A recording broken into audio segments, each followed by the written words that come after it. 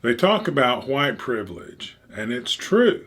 And I'm half blooded Indian. My mother would push me around in the stroller. She was a very beautiful woman, but people thought she was the help because she had dark skin, brown eyes, brown hair. Obviously, she had some recessive genes. My father was white. And so I know through my mother, even a little bit more than most people, that there is white privilege, that white people are treated differently. But why is that?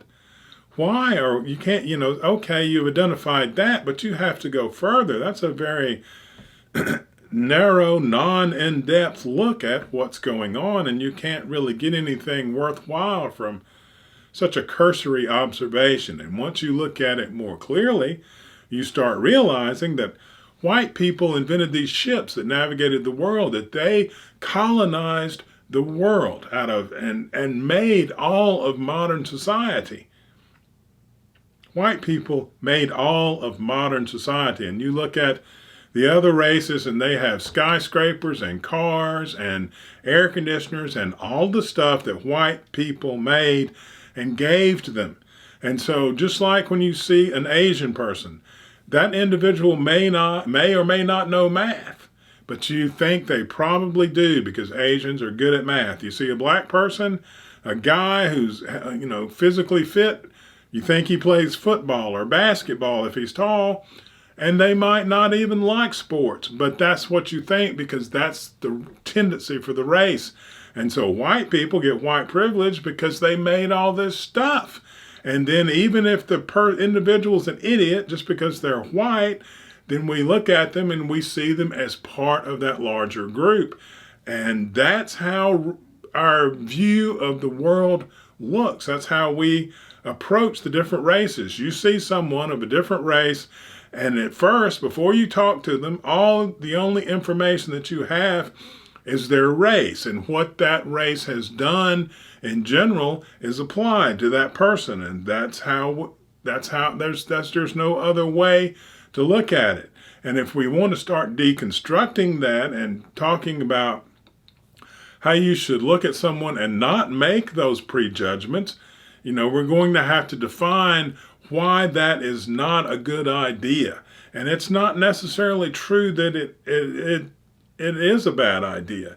If you're in a subway in some rough part of town and someone looks like a gangbanger and someone has on a suit, chances are the guy with the suit, if you need help, is who you need to go to. Is that always true? Of course not. But you have to make assumptions. You have to make judgments. You have to judge people so you can look out for your own safety and your own advancement and things that you need.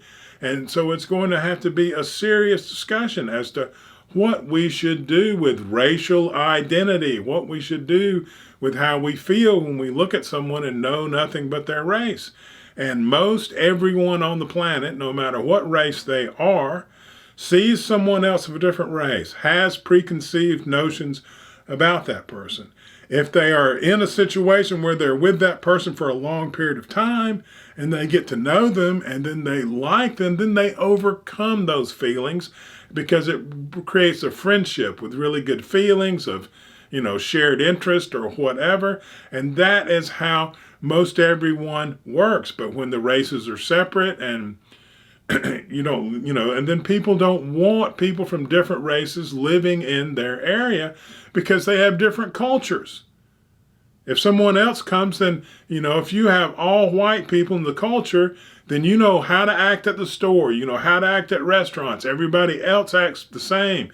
If someone does something that you aren't used to, they're usually thrown out because that's not the behavior but if you bring in other, and then the other races feel the same way. They like their culture and they want to bring it wherever they go. And they are more friendly with their own people because they look at race and they see the same thing that everyone else does.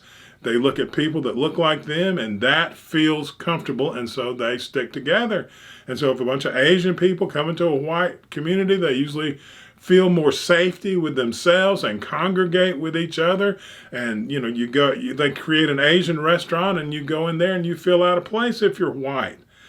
And that's the way it all works. And this idea that white people are somehow responsible for racism is just a joke. Everybody is responsible for racism, and everybody's equally racist, and everybody's mad about white privilege because they accomplished so much. They earned it. They got out there and they did the hard work as a whole.